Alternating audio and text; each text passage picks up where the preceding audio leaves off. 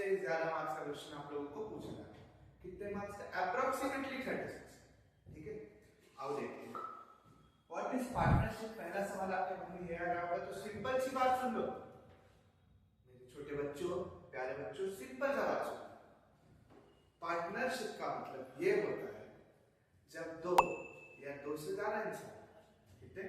दो या दो से ज्यादा इंसान एक साथ मिलकर म्यूचुअल अग्रीमेंट करके एक दूसरे बात विचार करके, भाई मैं बिजनेस करना चाहता हूँ, तुम भी बिजनेस करना चाहते हो, चलो बिजनेस करते हैं। जब वो कोई बिजनेस करते हैं प्रॉफिट मोटिव से, तो उसको हम लोग बोलेंगे पार्टनरशिप। सिंपल सीधा डेफिनेशन दिमाग में ला लो, when two or more person join together to perform any business activity for the motive of earning profit is known as partnership। ठीक है, इसी में बच्चों दूसरा चैप्टर है, उस पर हम लोग आते हैं थोड़ा सा, that is goodwill. What is goodwill?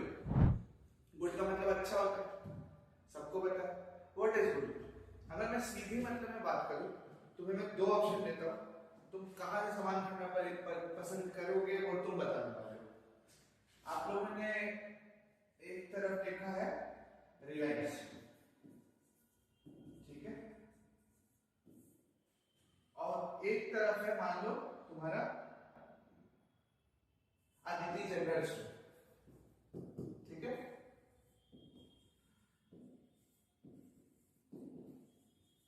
तो एक है रिलायंस स्मार्ट और एक है आदित्य जनरल स्टोर। बेटा कहां से सामान करते हो? सच बताना, सच बताना, सोच समझ कर बोलो। हाँ मेरे को पता है सब रिलायंस स्मार्ट से कर दोगे, इसको सब इग्नोर कर दोगे, हमको पता है ये चीज है, ठीक है। तो सब जानने वाले रिलायंस स्मार्ट। क्यों ऐसा होने वाला बताओ? क्योंकि रिलायंस स्मार्ट का एक गुडविल है, एक इज्जत है जो इस जनरल स्टोर का नहीं है, ठीक है बच्चों। तो आओ अब देखते हैं इसमें गुडविल को होता क्या है। गुडविल का मतलब सिंपल सी बात यही होता है बेटा, मतलब आप अपने बिजनेस का क्या रेपुटेशन, क्या इज्जत मार्केट में बनाए हो, जो रिलायंस ने बनाया था और इसने नहीं बनाया। समझ में आ रहा है बच्चों? चलो देखो आगे। Goodwill is anything which helps the business to earn profit in future. हमें सिंपल सा एक चीज बताओ मुझे, ये एसेट है क्या? बिल्कुल सही नहीं है, एक एसेट है। व्हाई? क्योंकि एसेट का डेफिनेशन अगर तुम्हें याद हो, जो मैं एक्सपेक्ट करता हूं तुम 11 में पढ़ाई गई होगी, एसेट का मतलब होता है anything which gives us future economic benefit. तो एक केस हम मान रहे हैं कि मेरा एक बिजनेस था, उसको मैंने 5 लाख रुपए लगा के स्टार्ट किया, 3 साल उसमें काम किया, उस बिजनेस का वैल्यू कितना हो गया? 10 लाख रुपए। समझ में आ रहा? अब मैं जब उस बिजनेस को सेल करने चाह रहा हूं, मेरा मन भर गया, बिजनेस नहीं करना है, अब क्या करूंगा? उस बिजनेस को सेल करने जा रहा हूं, तो मैं ये 10 लाख के बिजनेस का 12 लाख रुपए मांगने वाला। क्यों 12 लाख मांगने वाला? क्योंकि भाई 2 लाख मैंने उसकी इज्जत के लिए, क्योंकि मैंने मेहनत किया उस पे मैंने मेहनत करके उसका नाम बनाया, तो 2 लाख उस पैसे, 2 लाख किस का लेना था? तो बिजनेस की गुडविल का लेना। तो कहीं ना कहीं बेटा ये जो गुडविल होता है फ्यूचर में इकोनॉमिक बेनिफिट देता है, that's why we call it an asset, ठीक है। अब एसेट में थोड़ा इसको और डिटेलिंग करते हैं। Which type of asset? तो बेटा इनटैंजिबल एसेट। इनटैंजिबल एसेट का मतलब क्या होता है? जिसे आप सी नहीं कर सकते, टच नहीं कर सकते, ना देख सकते हो ना टच कर सकते हो, but they are the asset. जैसे गुडविल है, पेटेंट है, कॉपीराइट है और कई सारे इंटेंजिबल एसेट्स हैं। तो बेटा यहां देखना ध्यान से, जब मैं इन चीजों को बता रहा हूं गुडविल के बारे में, तो ये बहुत बेसिक सी चीजें बता रहा था मैं गुडविल के बारे में। अब आओ हम गुडविल को थोड़ा सा डिटेलिंग करते हैं और आपको बताते हैं टाइप्स ऑफ गुडविल। कितने टाइप्स का होता है? 2 टाइप का। एक को हम बोलते हैं self generated goodwill, self generated goodwill, ठीक है, और एक को हम बोलते हैं परचेस्ड गुडविल। इन दोनों चीज को ध्यान से समझो बच्चों।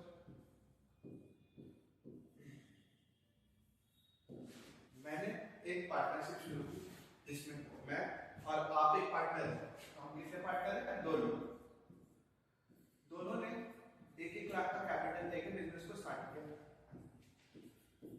तो टोटल कैपिटल हमारा था 2 साल हमने उस बिजनेस में काम करके अपने 2 लाख को कितना बनाया, 6 लाख। बहुत मेहनत की, 6 लाख में बना, 6 लाख का बिजनेस बनाया। बट जब हम इसका वैल्यूएशन कर रहे थे तो इसका वैल्यू था 8 लाख। तो बताओ बच्चा, ये जो गुडविल है ये कहां से आया? ये मेरे खून पसीने की मेहनत से आया। That is known as self generated goodwill. जब कोई बिजनेसमैन अपने बिजनेस के नाम बनाने में अपना मेहनत करता है, अपने बिजनेस को रेप्यूटेशन देने के लिए मेहनत करता है, that is known as self generated goodwill. समझ में आ रहा? अब आ जाओ परचेज गुडविल। एक कंपनी थी एबीसी लिमिटेड, ठीक है, और एक पार्टनरशिप था, ठीक है, जिसका नाम था रामस्टोर फॉर एग्जांपल।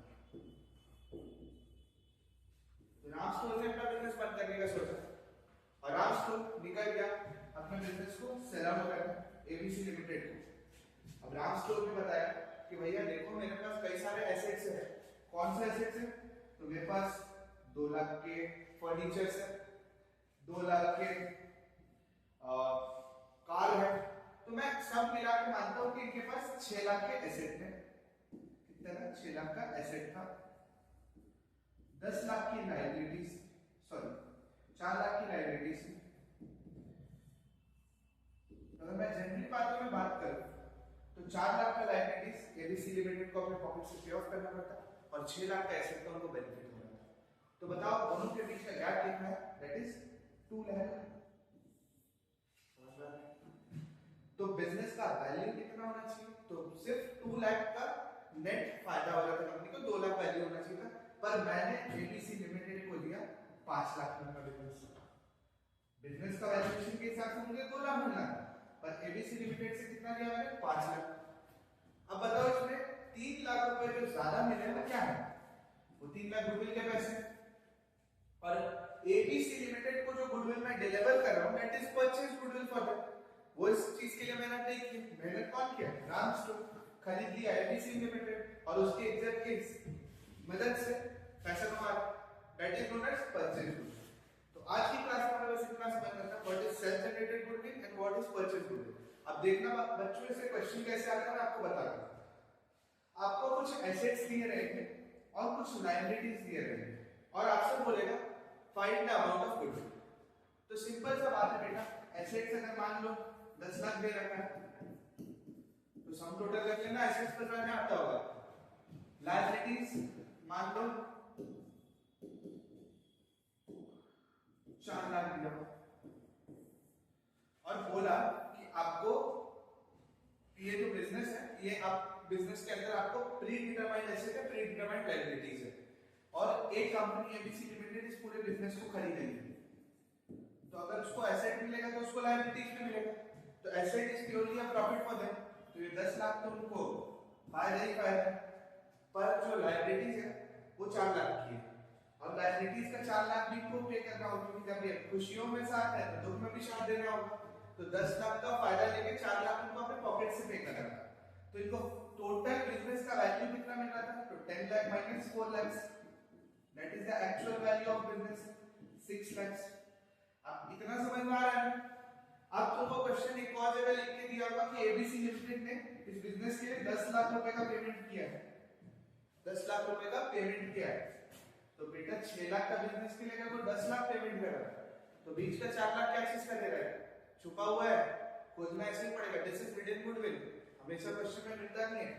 6 लाख का बिजनेस था, 10 लाख पेमेंट किया तो 4 लाख उसके खून पसीने की मेहनत का किया हुआ, वही तो गुडविल था हमारा। परचेज गुडविल का एक क्वेश्चन इस टाइप 20-25 बोर्ड्स में 3 मार्क्स के क्वेश्चन में एक्सपेक्ट कर रहे हैं। 3 मार्क्स के क्वेश्चन में इसको हम एक्सपेक्ट करते हैं जिसमें आपको जर्नल एंट्रीज पास करके दिखानी होगी और जर्नल एंट्रीज का सिंपल सा फार्मूला लगेगा। एसेट्स के केस में जब हम जाएंगे, अगर एसेट इंक्रीज होगा तो डेबिट और लायबिलिटीज इंक्रीज होगा तो क्रेडिट, और दोनों को एंट्री करोगे डेबिट क्रेडिट करने के बाद तुमको एक बैलेंस अमाउंट मिल जाएगा and that will be the balance amount of goodwill. तो यहां मैंने सारी बात निकाला, तो टेंशन नहीं लेना। एक क्वेश्चन ऐसा प्रैक्टिस करके जाना। टीएस ग्रेवाल की बुक में आपके ऐसे क्वेश्चन मिल जाएगा, 1-2 क्वेश्चन है टीएस ग्रेवाल में, आप उसको प्रैक्टिस करो और अगर कोई डाउट है तो आप कमेंट सेक्शन में कमेंट करो, we will give you the solution as per our relevant mode. Thank you और मिलते हैं अपने नेक्स्ट लेक्चर में, तब तक के लिए बाय बाय। और अपनी बोर्ड्स की तैयारी को जारी रखो। Thank you.